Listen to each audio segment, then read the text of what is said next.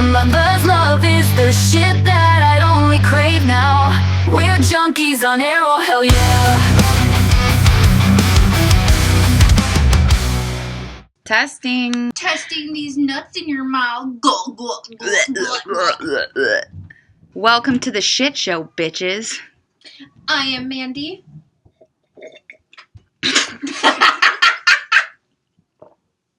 And we're two bitches who ain't shit. I'm your host, Kat, and this is my co-host, Mandy. All right.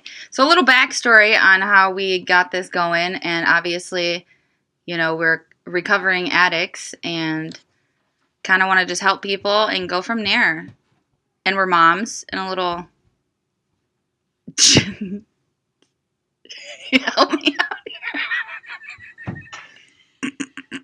I forgot what the last thing you said.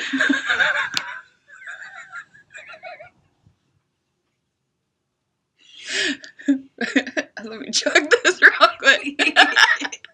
We're just two junkie moms who got in recovery. Just here to talk about the experiences and the journeys, and maybe, hopefully, we can help somebody.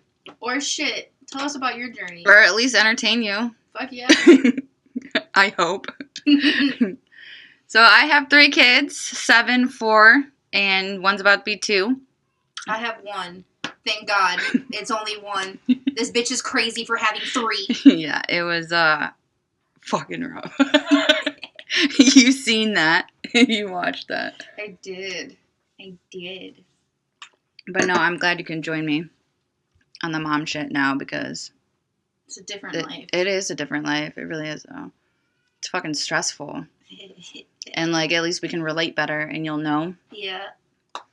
Like, it was different, like, before you had kids, and I'm, like, over here, like, I can't stand these kids, and, like, da-da-da-da, and I, you know, they're not listening, this and that. And then I was always like, well, they're just kids, Yeah. Katie. Nah, they're fucking devil spawns. Oh, fuck. My storage shouldn't even be full. The fuck is live? Okay. We're going to deep dive into addiction, motherhood, and how we got started on our sobriety journey. So we're going to talk about how we ended up on drugs in the first place and how we got sober to this day. For me, I've been sober for 4 years now. I decided that on March 20th of 2020 that I was going to get sober. In the first place, I was really depressed and I didn't know how to cope with life and I didn't know where I was going. I was very sheltered as a child. My mother and father were very analistic people who just didn't let me have friends, didn't let me experience life. Like, I didn't get to go parties. I didn't get to have sleepovers. I didn't get to have anything. I was a very, very sheltered kid. Long story short, there was a reason behind that. My parents were control freaks and they wanted to control everything about my life. When I turned 14 years old, I tried marijuana for the first time and I decided to keep smoking weed even through probation and a little bit after.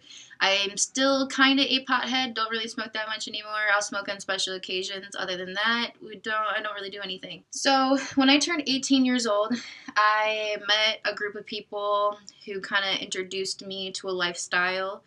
My so-called best friend at the time, and we can call her Nikki, introduced me to drinking. We started drinking at the park. We started drinking on the weekends. We started doing things I probably necessarily shouldn't be doing. After my 18th birthday, and I decided that I was going to meet this guy. His name was Victor. We aren't going to say last names, but we can call him Victor. If you know, you know. If you know, you know. My grandmother's father had passed away, and he left her a bunch of money. Victor had found out about all this money, and we had dipped out to Florida. He didn't tell me where he had gotten the money because I was pretty naive and stupid at this point in time in my life to where I guess I just didn't care where he got the money from. Well, a couple months down the road, we leave, I came back, just myself. I had found out that he had stolen almost 10 grand of my grandma's inheritance. And after that, I got super depressed and I didn't want to basically live anymore. I wanted to end everything. And I started doing drugs. I started hanging out with this guy. We can call him John. And he introduced me to drinking every day, doing a little book of sugar. Bullshit. And it kind of kicked off from there. By this time, I was like 19 years old. I didn't know where I was going. I didn't finish school. I didn't know what I was doing with my life. I just knew that I wanted to have fun. I wanted to experience life and kind of see where I was going with myself. And I decided that I was just going to keep hanging out with these just wrong type of people. Fast forward a little bit, I wanted to die. Like, I felt like every day of living was just another day of dying. So I wanted to unalive myself at this point. And I decided that I was just going to do a bunch of drugs to basically see what I could do to end everything. I met this guy. I was about 24 at this time, and I was doing a lot of heavy things. Thank God not H, but it was definitely C, and it wasn't the booger shirt. I started escorting to make money. I started meeting up with people, robbing people. I would say when I turned 25 years old, I decided that I wanted to get sober. I knew that if I mixed two downers with each other, and we'll say Z and H, and I was going to mix those two together and go to sleep. And when I was dating this guy, you can say he was like my pimp at the time. He busted into my room on my 25th birthday and found me bent over my table about to do this white substance. And he sucker punched me so hard in the face that I hit my head and knocked out. I woke up the next morning and he told me that wouldn't have killed me or unalived me. It would have just made me addicted. And I cried. My 25th birthday, all I did was just cry, and I just did not want to deal with anything. But after that day, I knew that I needed a change, and if I couldn't do it by doing all these things that I was hoping to unalive myself. I could just picture him just knocking your shit out. You were like, wake up, doll! Exactly. And I was just like, I didn't know what to do, so I just fucking decided that I wanted to do better with myself, and if I couldn't get rid of me by doing things that I knew was going to, that I needed to do better and be better. So I decided that on my 25th birthday of March 20th of 2020, that was it. I woke up one day and I was like, I'm not doing this shit no more. Flash forward a month later, my so-called best friend, Nikki, decided to come over and bring some METH over. And Methany? No. She decided to tell me that it wasn't the real stuff, that it was bath salt. And did you really? Yeah, she did. She really did. So I came from a normal middle class family. You know, both parents were present. I had one younger brother. We moved around Metro Detroit a couple times. And from what I can remember, my childhood was pretty normal. I mean, I danced from 4 to 17. I was a cheerleader freshman year. Dated the same guy through middle school and end of freshman year. Honestly, it was the best time of my fucking life. I felt like I was robbed from it, though. Yes. So, year was almost over, and I met this guy named Chris. I'm gonna fucking say Christopher, because fuck that guy. I mean, I don't know. Looking back at it now, nothing, I don't have no, like, ill will against him, but I hope he got his karma. But anyway, so we needed a ride home, and my best friend at the time, I'm not going to say her name because she doesn't deserve that credit. So fucked. I don't know. She Definitely knows. not. You know, it's just like a lot of shit. If you know, you know. That's all I got to say. She was like, yeah, I know this guy. And he pulls up in a beautiful red fucking Mustang and took us home. And it was fucking OV from there, dude, for real. So I dated him maybe like from 15 years old. Maybe I was 18. I honestly, I can't remember, but it felt like forever. Looking back, that was probably the most traumatic point in my life early on at that, being that fucking young. You know, we're talking about like being held at gunpoint, held hostage for hours, multiple times. Like, I remember one time my dad was outside with the police trying to get him to open the door to let me out. All because he didn't want me to go to my friend's 17th birthday party. And funny enough, that night, after I was let out, I went to her party. Fuck yeah, I did. There was like a whole, her mom was there. Like, it was a normal party. Like, nothing wrong was going on. We didn't even fucking drink. We smoked, I think, with her mom. But, but whatever. It is what it is. He threw a party the same night, I think on purpose, just to piss me off. And everybody posted pictures on Facebook and, you know, him with girls and shit. I don't think he did anything, but just, you know, being so young, you're fucking jealous and shit, you know what I mean? So, like, that started a whole bunch of shit with girls that I don't even fucking know. Like, if I ever fucking came at you, like, sideways about some shit, girl, I was 17. I don't know what the fuck happened. You know what I mean? I was a child. I was a fucking child, right? You don't fucking know shit back then. But yeah, you know, I mean, I'd come home with bruises and shit, and he'd beat the shit out of me multiple times. Like, literally, fucking, I remember one time he had got into this really bad car accident. I was supposed to be in the car that night. Yeah. Right? They asked me to hang out, and I said no that night. I was like, you just hang out with your friends, right? And so him and two other guys were just speeding out of the neighborhood. And at the end of our old neighborhood, there was this round bend by a freeway wall and a couple trees over there. I don't even know how fast they were going. Honestly, I don't remember. But they fucking hit a tree. And the A-pillar went right through his friend.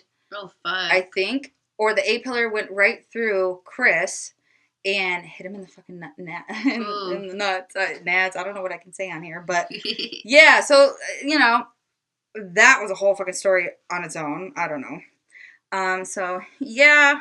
And honestly, like, at that point, like, I was about to fucking leave and give up, you know, and, like, leave. But then that all happened.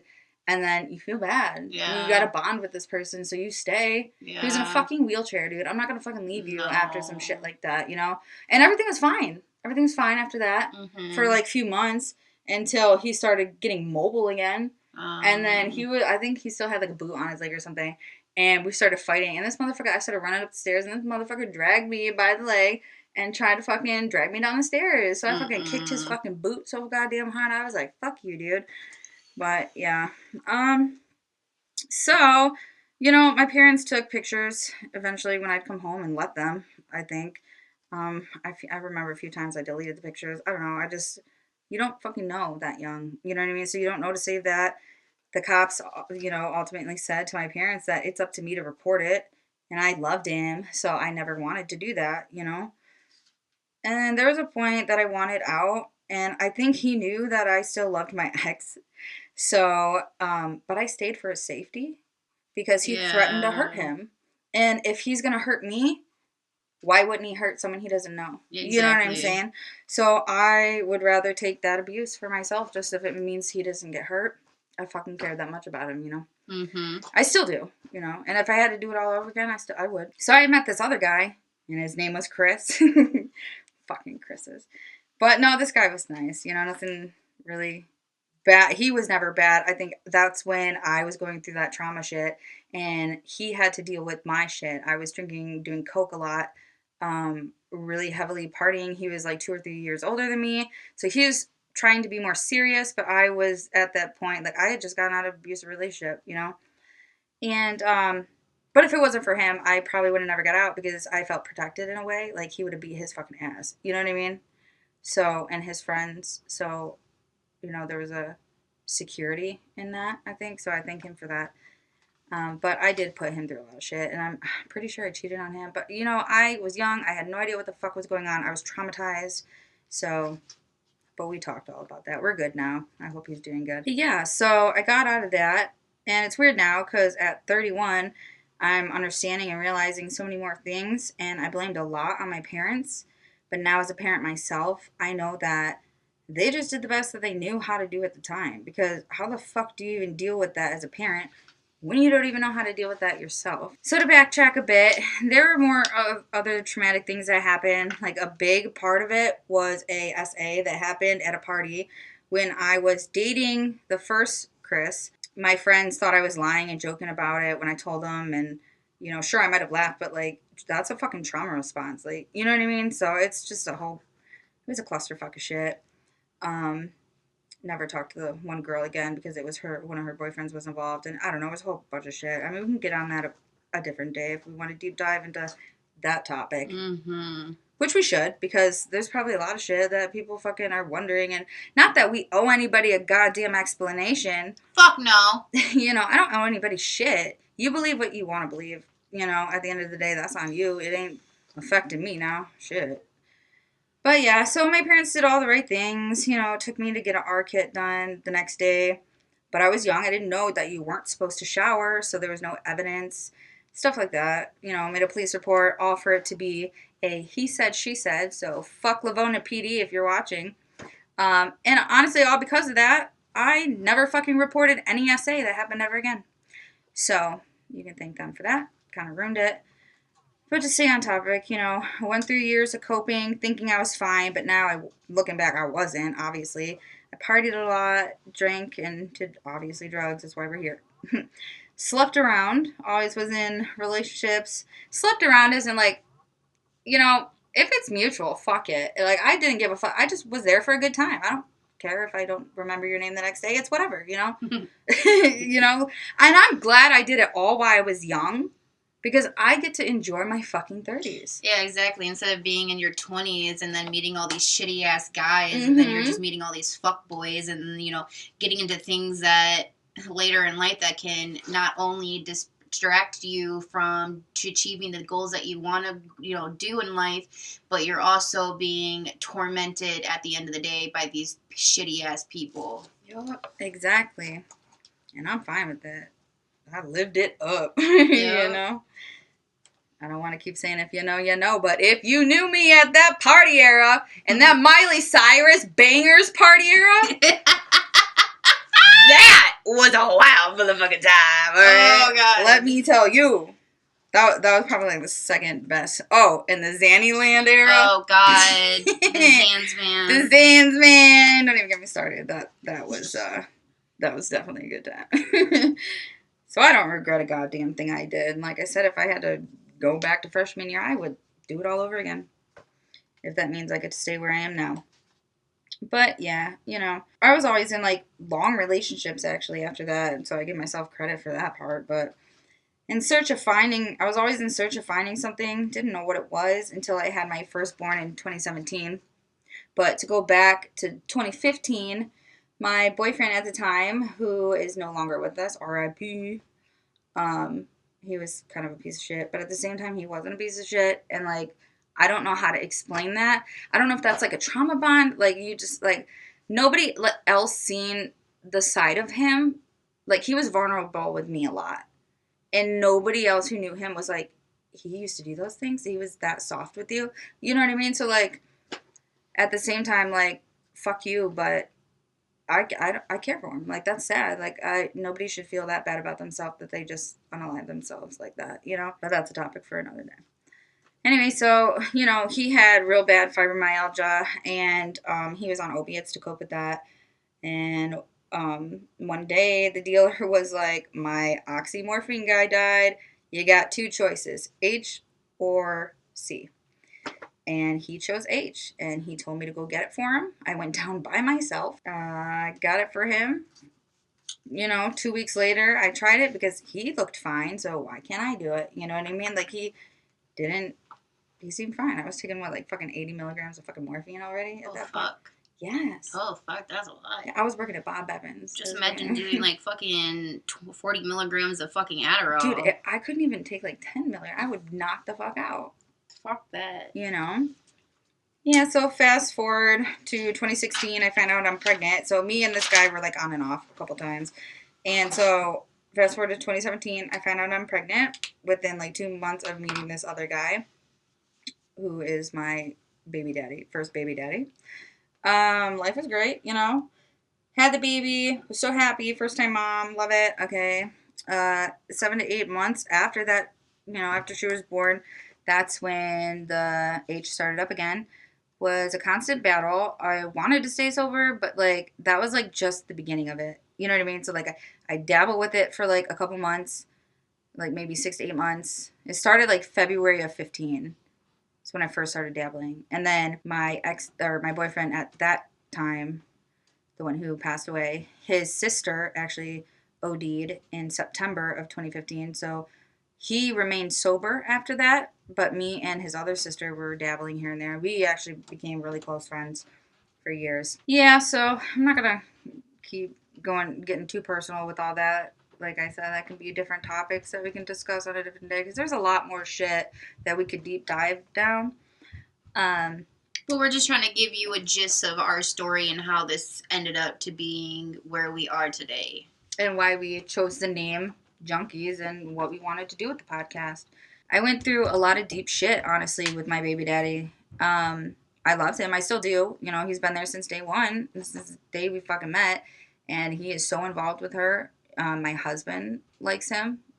Honestly, I think he's kind of starting to love him. Mm-hmm. He was the best, not the best man. He was a groomsman in our wedding. And that's how involved. And we're happy for that. And a lot of people think it's fucking weird. But be a fucking adult. Shouldn't you want that for your fucking family and your fucking kids? Like, don't you want both parents involved? I will never understand. I will never understand that. So fast forward to 2018, I met this girl, funny enough, got involved with her. She was on age. I actually was fucking sober for the first time in fucking, 10 fucking years? And I had witnessed my friend OD in front of me one day, and that scared me into sobriety. And cop said if I wouldn't have done CPR, she would have fucking died. So that happened. And that was all at my mom's house. My daughter was home. I was screaming for my mom as I was doing CPR to call 911. And her and my daughter walked in and seen that. I think she was like 1.5 at the time, maybe. I don't know. So one day, me and this girl were hanging out, and she bangs up in front of me. And I just sat there and watched the process. She was so into it too. Like it was like I was watching like a fucking cooking channel. Like, you know what I mean? I don't know.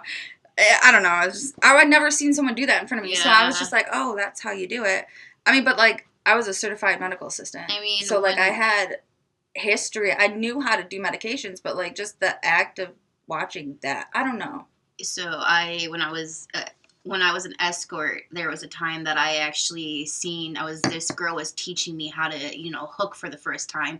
And she went into the bathroom and, ran herself a bathtub. It was sitting in it. And she called me in there to sit in with her and hang out. And she was banging coke. And I watched the whole process. That snowflake. I watched that whole process of how she did it. Yeah. And it's like, I would never do that. Yeah. I never did. It was interesting watching people do what they thought was what was good for them. Yeah. But in my opinion, I could never. Yeah. I don't like needles. Yeah. Like, no, thank you. Yeah. I can do it on other people, but I don't like it done to me. Does that make sense? Yeah. I mean, I guess that's why I went into the medical field. You know what I mean? So... yeah, so I don't know, and a lot of part of it was I never wanted to do it, even though I was medically trained to give people medications. I just wasn't about that. Never trusted anyone to do it to me. I've been offered, but I was like, no, fuck you. I ain't trusting nobody with my life. No. But there was some about that bitch. I don't know. Yeah. I don't know what it was. Are we talking about Kay? We are. Oh. Yeah. Okay. Yeah. I don't know. Fuck that bitch. Fuck that bitch. If you hear this, Kate, fuck that bitch. Honestly, like, I don't. That's a whole story on its own. I don't know. I feel like deep down she was a really good person. She was just caught up on a lot of shit, and like our paths. I met her for a reason. Yeah. Met her for a reason. I actually met her through my ex-boyfriend, my very first boyfriend I ever dated. His name was, let's go with Jamie. And he introduced us. We started messaging each other on Facebook. Years go down the road. I start buying weed from this girl named... don't name people. We don't do that. You bought weed from this girl. That's it. Whatever. I bought weed from this girl. Super good girl. Her name starts with an A. Fucking amazing woman. I love her to death. Rest in peace.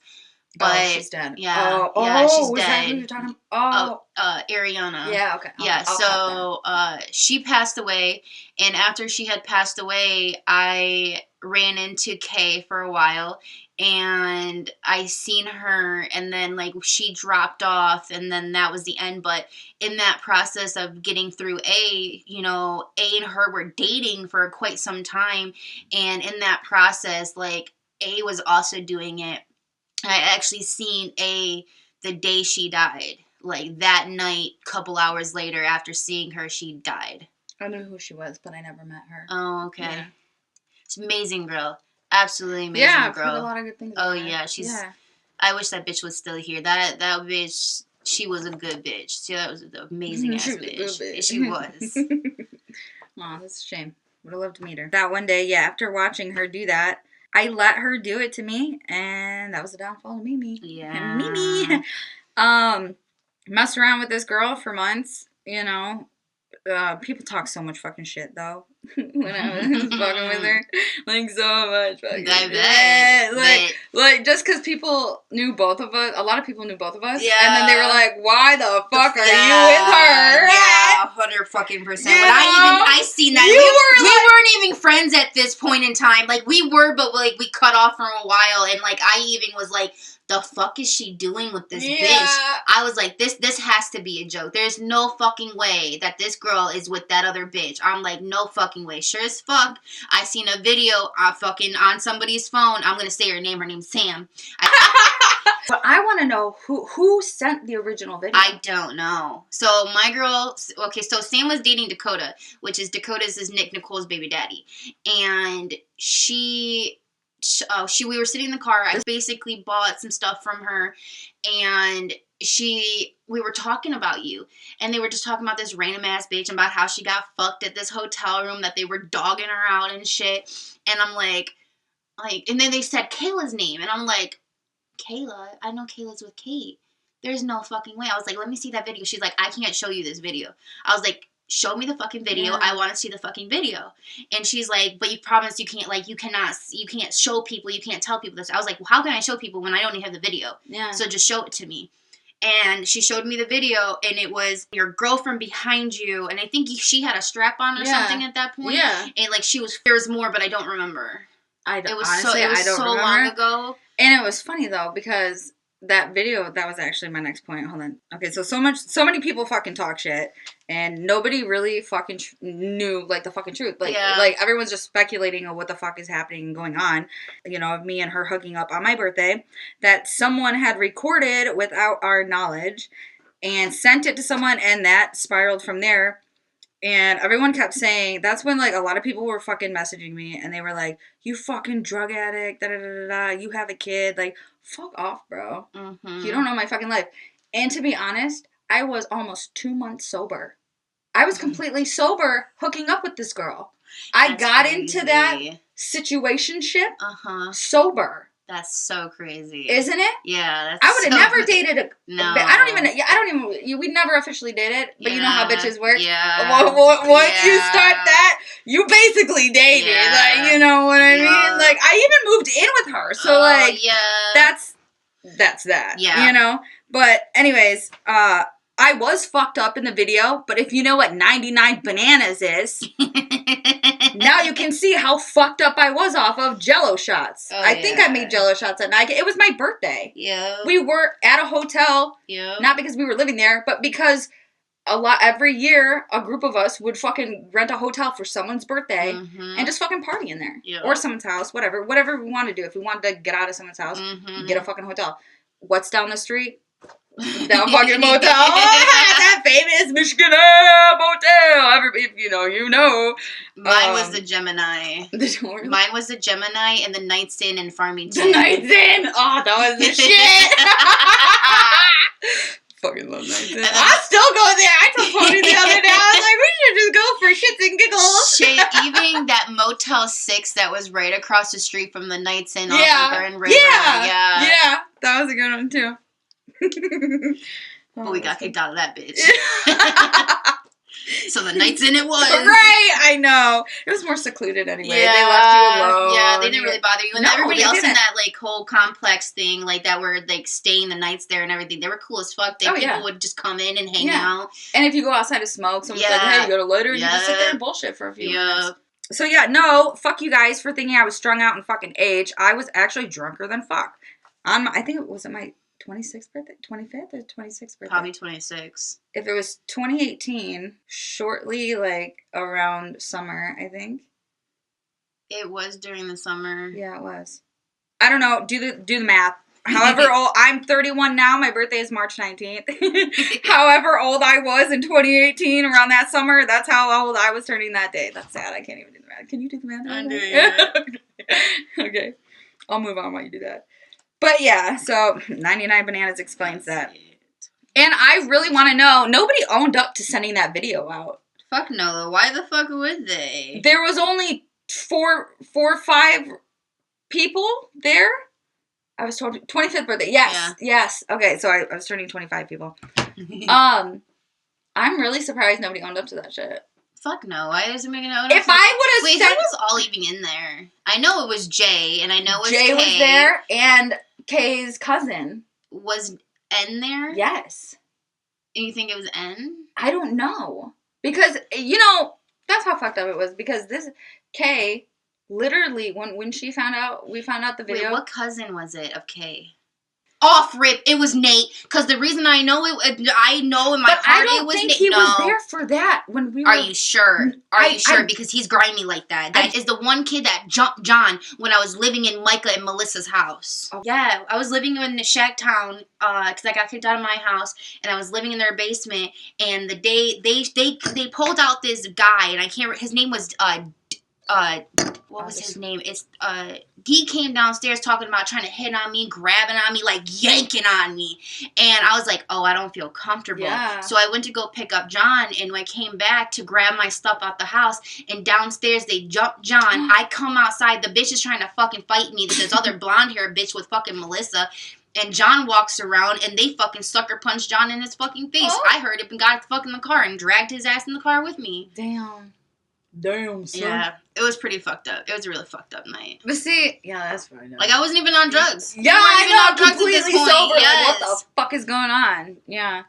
But if I was on drugs, I would have beat that bitch's ass. Oh, yeah, for sure. But I would have still beat her ass. But it's okay. I got my... Drugs or not. I got my licks. My boy, I got my licks. I definitely got my licks. No, but for real, can someone just own up to the video? I don't give a fuck now, okay? Funny enough about that video, Tony's ex. Oh. Let's just call her B. Oh. We'll call her B. Okay. She fucking literally thought, like, she was fucking coming at me with some shit. Okay, so I'm not gonna get into it. Like, it's some stupid shit, like, on Facebook. Okay, so everybody comments their opinion about fucking credit scores, so I comment on it. Oh! Yeah, I comment on her post, just bullshitting around. I fucking cut you. You're right. I was just bullshitting around, okay? Put my opinion on there. Some lady jumped on. I guess it's her friend. I don't fucking know. I don't know who she is. She wasn't even like talking shit about what I was doing with my girl. But the problem is that you had said something. You said something, and then she took it completely opposite of what the fuck you were saying. Like she didn't even understand the context of what you were saying, and she just dogged you anyways. And then I was like, I commented, "Suck my dick." But if you're not making sense, so yes, suck my dick. But bitch. like, I wasn't even trying to start shit. That's the thing. Like, I was just being fucking the troll I am. Like, hey, suck my dick, bro. Like, exactly. It is what it is. Yeah. Like, but I tend to forget sometimes. Like, people don't know my personality. Yeah. You know what I mean? So this woman probably went to her friend, which was B, and was like, "Hey, this girl's talking shit on your post." Yeah. I wasn't talking shit. Yeah. Like, I was just being stupid. Like, she took it way out of context. Yeah. Like, over a credit score. Yeah. And then so B kept getting mad. Yeah. Like fucking saying shit to me. Fucking saying I say racial slurs and shit. Shit. What? What do you mean? My kids half black. Right, like, why would I be... No, it was some stupid shit. I got the screenshots if y'all want to see.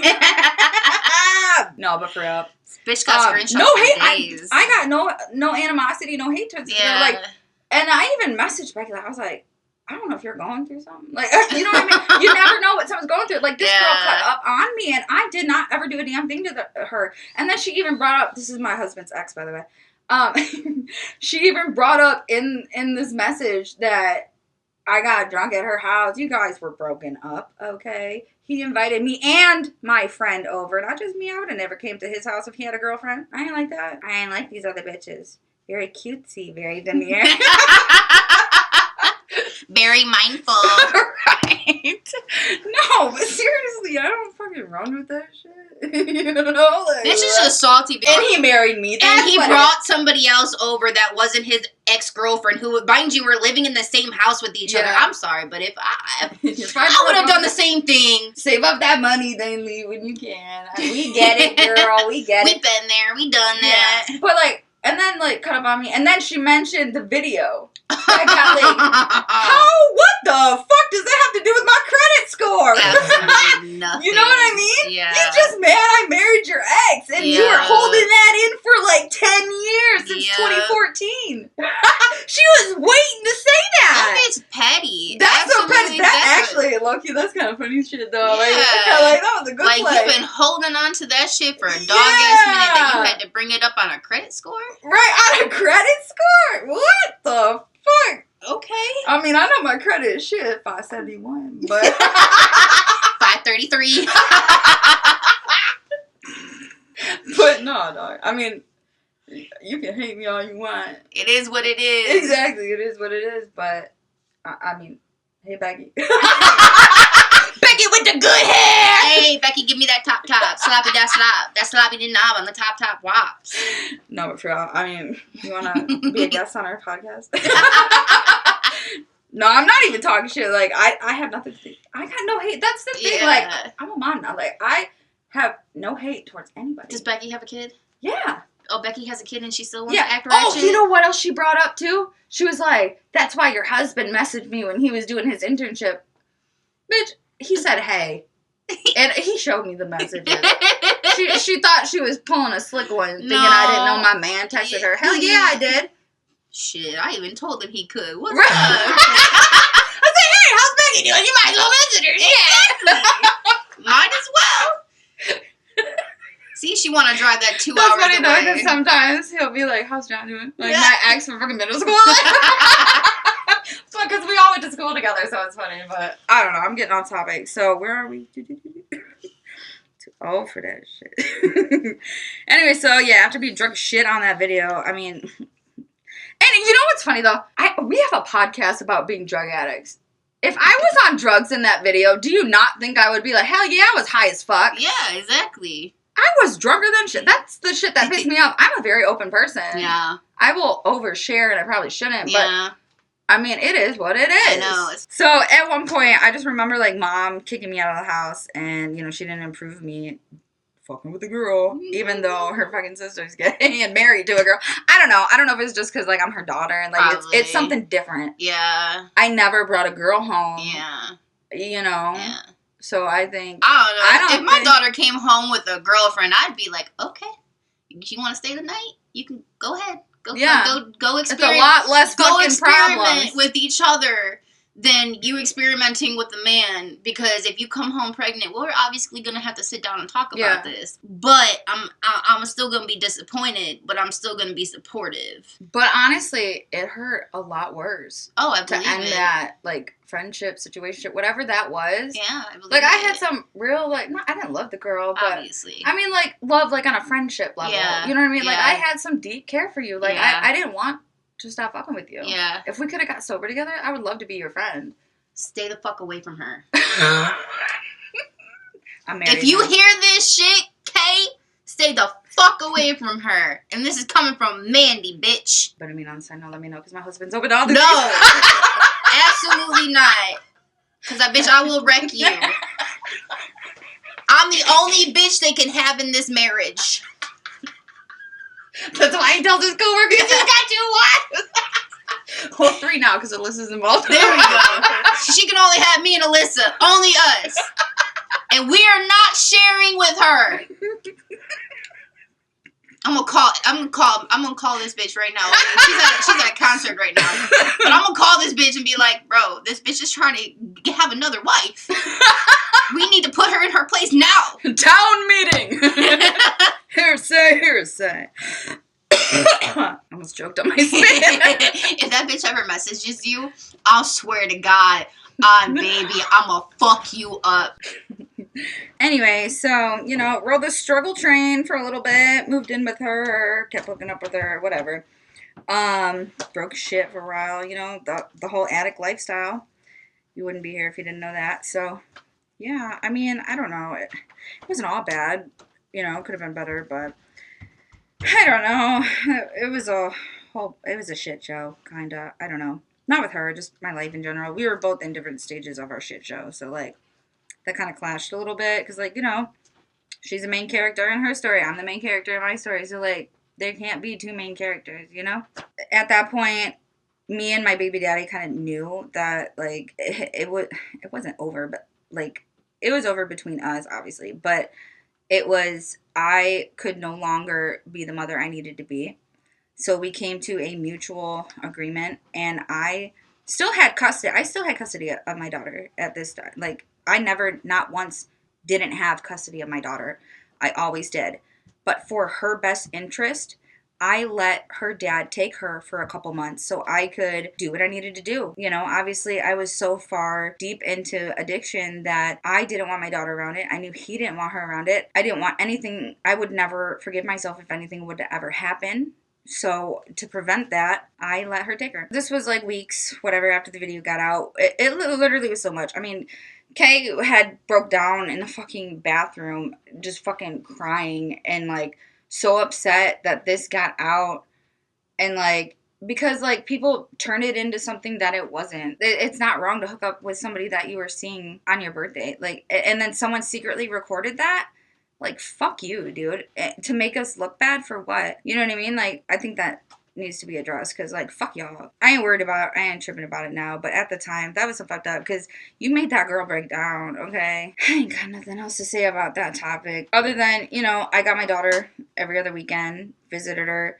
If I didn't get her every other weekend, I made sure I got her on the weekends because my mom was home from work, and you know, I always wanted someone at the house because if anything ever happened to me, I didn't want a 1.5-year-old to be unattended. You know what I'm saying? So like, yeah, I was deep in it, but like I was still responsible. I didn't mix any other substances with what I was doing. You know, other than sass a few times, but that's besides the point. But that was only on the come down. Anyway, we called my aunt. She lived out of state. She lived in Minnesota. So we were like, fuck it. Packed up the car, fucking went there. She said, okay, I'll help you guys. You know, we applied for jobs. Mom mailed my social security card because I fucking forgot it. You know, we were there for like maybe 2.5 weeks. And then my aunts found out that she had a warrant out. And they were like, it was stupid. Like, we were, I don't know. There's some kind of like fucking joke made, and like my aunt overheard it, and like, but me and the girl were just messing around. So I don't know. But then apparently my aunt looked into it and realized it, and it was for a fucking warrant for fucking weed, dude. Like, it was nothing even like serious. But they wanted no part of that, and they didn't want to get caught up in my bullshit. And so we packed back up and went back to Detroit. Both relapsed when we got back. We went there to fucking get sober.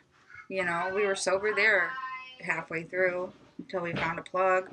You know, it is what it is. Constant battle. You know how that goes. And one day, you know, I found out she was, I hate to say this, but yeah, I went through her phone. Something in my gut just told me, look through this bitch's shit real quick.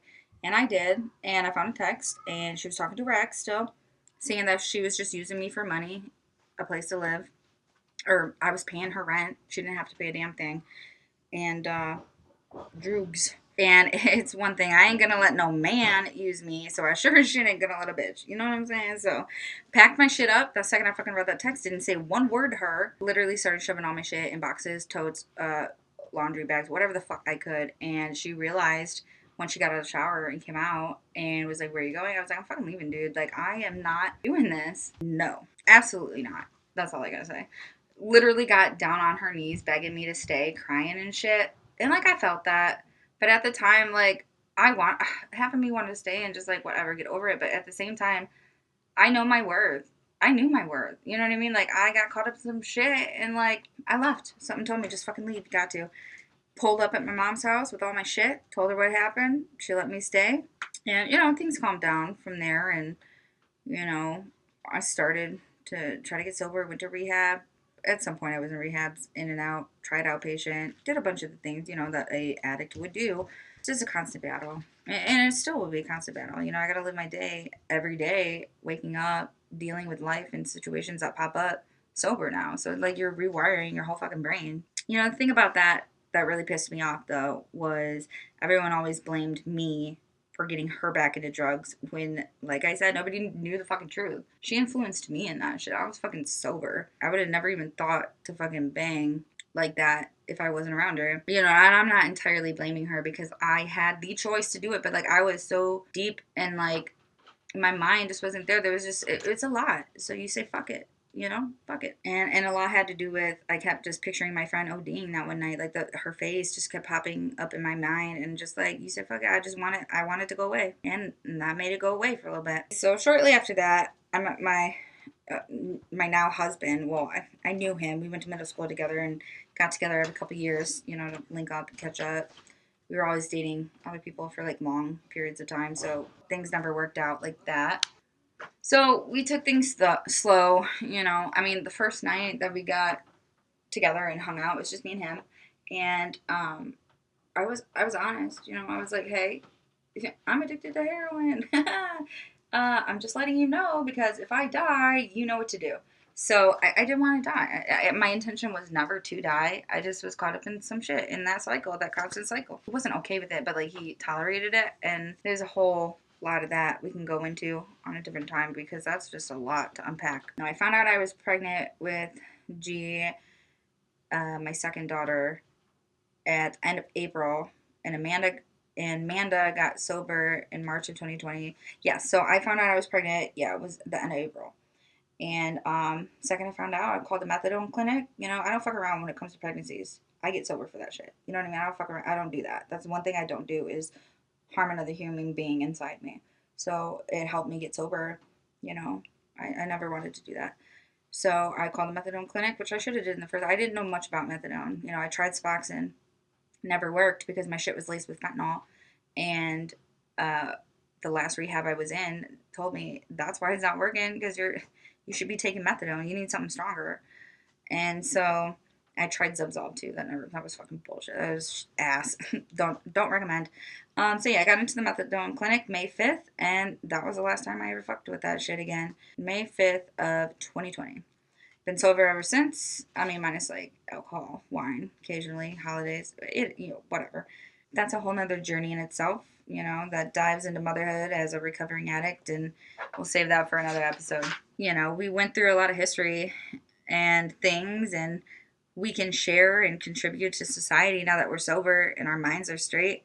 And honestly, I don't think I could have done it without Amanda, because the second she found out I was pregnant, she continued to stay sober. Like, what fucking friend does that? You know what I mean? And I think that's why we were able to remain friends. And I think a lot had to do with it because we had different choices of, like, drugs. You know, we weren't on the same thing. So we couldn't easily influence each other. So I think that really helped. I've been on the side. See, it's hard because, like, as an addict myself, I know how it is. But I've also dated addicts when I wasn't one yet, or if they were on a certain drug and they were more of an addict than me. I mean, there's like levels to this shit, you know? But I can see how deep someone can get into it. And like I've had multiple fucking friends that were addicts and shit, but I'm not gonna just give up on them and shit, you know, just because, I mean, it's a lot to take in. I just think it's a little fucked up that some of y'all parted ways, I guess, if you want to say, or distance yourself. I mean, and I can't say it was all y'all, because I distanced myself too from a lot of people, and that's how Alyssa always knew I was back on it or whatever, because I would distance myself purposely, though. I didn't want her around that. I thought of her as too good of a person, and I did not want to rope her in with my bullshit, you know what I mean? Because I respected her, like, that, I mean, but everybody else I was chilling with and, like, partying with and hanging around at the time, like, they all dabbled in some shit. Like, Alyssa doesn't do drugs. She doesn't do that.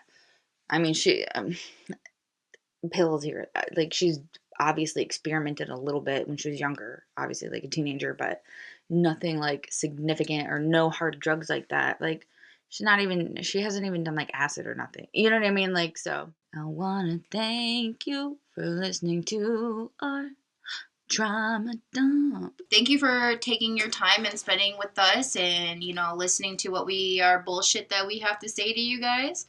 But until next time, bye, junkies! Bye, motherfuckers.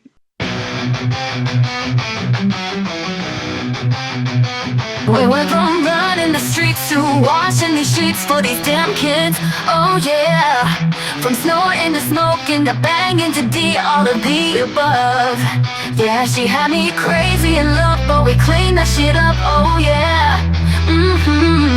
A mother's love is the shit that I'd only crave now. We're junkies on arrow, hell yeah.